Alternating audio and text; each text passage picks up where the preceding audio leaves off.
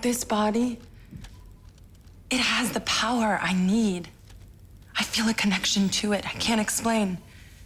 This could be who I am. You've been given a chance to start over with a clean slate. How many of us get that chance? Why did an enemy warship respond to me?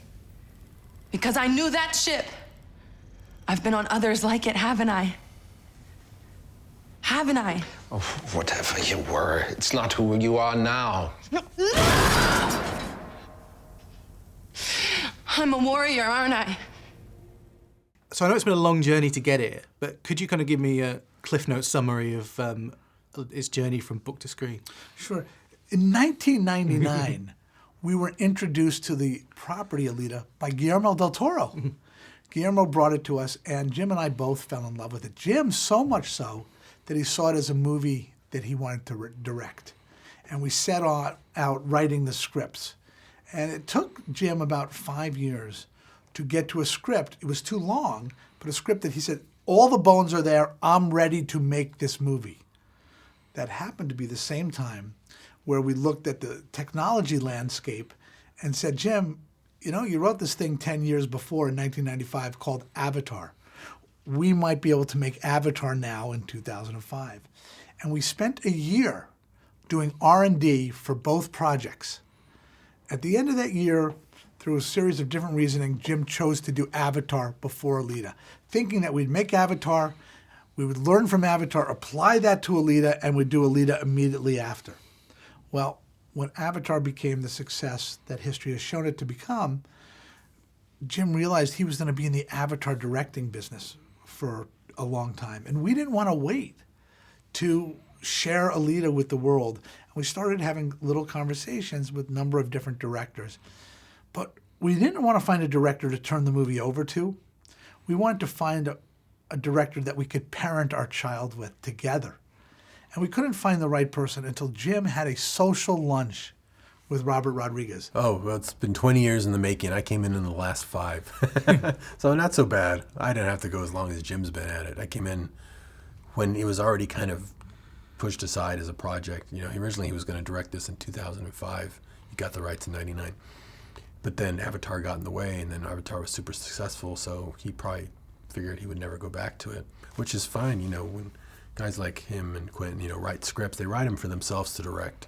They don't go to all that trouble, 200-page script, 600 pages of notes, just to hand it to somebody else. They'd rather it not get made than get made incorrectly. They'd rather live with the version that's in their head. So it's not like it was even a script that was available for anyone to make. It was like a holy grail of lost Jim Cameron projects. I just happened to know Jim for 25 years, so I asked him, what happens, when are you going to finally do that movie? He said, I don't think I'll do it. But here, check out what I did. And he took Robert and showed him an art reel that we had done in 2005. That art reel was 15 minutes. It had actors doing voice parts on top of the art, and Robert fell in love with Alita. Jim then gave him a 186-page script that Jim had written and 600 pages of notes and said to Robert, if you can crack this, you can direct it. It's not like any script you've ever read. It's not like a script you would read from just a writer, because usually the writers aren't the directors. So you could tell he was writing down what he was seeing in his head in a way that was so visceral and exciting, and you could just picture it. I could just see it going through my head. That's what I told him. So I'm not going to rewrite your script, because it's like it's already shot. I'm going to edit it down. Robert came back and handed us a 128-page script. And Jim's thinking in his mind, everything I liked is going to be missing. And he started reading it, got to page 15, said, this next scene, that is my favorite scene, it's going to be gone. And it was there. Gave it back to him, and he said, how did you figure that out? I couldn't figure out the script. Here, shit, you make it. So that's how it started. How was finding Alita? Because that must have been a big challenge as well.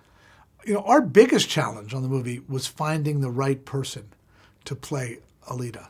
And people often ask me, are you thankful that you waited 19 years for the technology to get to where it got? I said, no, I'm thankful we waited 19 years to find Rosa Salazar. Well, it was scary because, you know, we loved this character so much, and it was like, wow, it all rides on this character. And it's not like we could think of any actress out there that we could just point to and say, oh, it's the girl from that show. You know, it wasn't. So we just had to go through a whole casting process.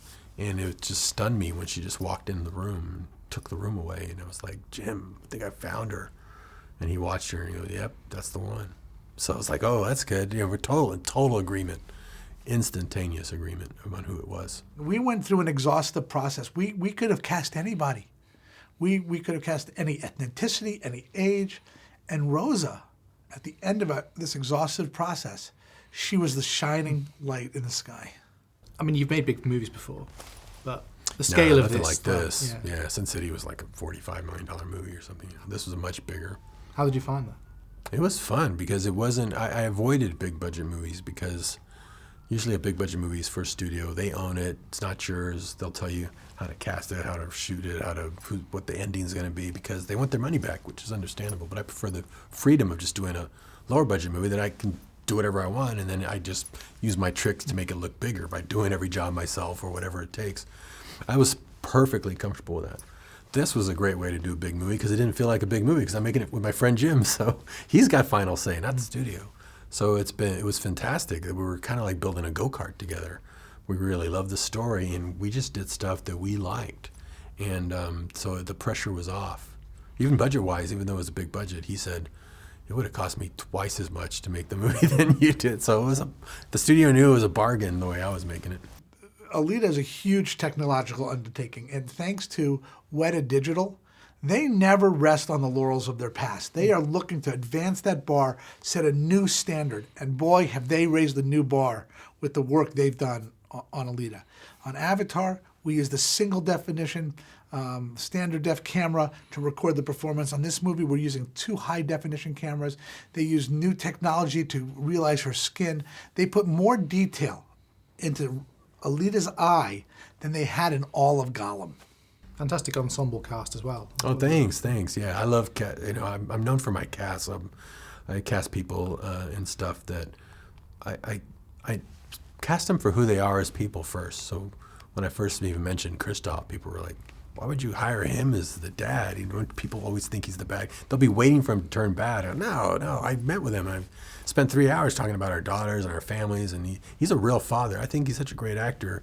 You'll forget these other movies, and you'll just see him as this, which of course you do when you watch it. You just see him as this pure, really cool dad, you know. So yeah, my instincts for casting are really to go speak to the person inside first, more than their resume. And having got this far, do you want to go back and do it again if you can? I would love to. It was so fun. You learn so much, and it's a vehicle to try new things and test out new technologies and go to worlds. I mean, imagine they never even left the ground. For a sci-fi movie, they never left the ground. They can still go up and up and up. So there's a lot of places to go still. You made the biggest mistake of your life.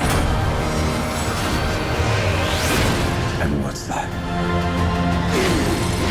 Underestimating who I am.